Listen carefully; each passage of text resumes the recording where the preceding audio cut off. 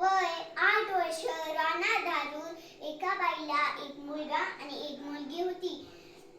देवाने मुलाला रूप दिलते आणि देवाने मुलीला गुण दिलते. आई दोन्ही लेकरांवर खूप प्रेम करत होती. एकदा भाऊ आरशासमोर उभा राहून गर्वाने आपल्या बहिणीला म्हणतो की बघ ताई मी किती सुंदर आहे आणि तू बघ कशी. हे ऐकून बहिणीच्या मनाला लागले. ती आईकडे गेली, भावाची तक्रार केली. आईने दोघांना जवळ बोलवले, समजून सांगितले. पहिले मुलाला समजून सांगितले, हे बघ बाळा, नुसत्या रूपाला या जगात काहीच किंमत नाही. दिसायला सुंदर आहेस तसा गुणानेही सुंदर हो. आणि त्याच्यानंतर मुलीला समजून सांगितलं, हे बघ बाळा, तू सगळ्यांशी इतकी चांगली वाग की तुझ्या रूपाकडे कुणाचेही लक्ष जाणार नाही.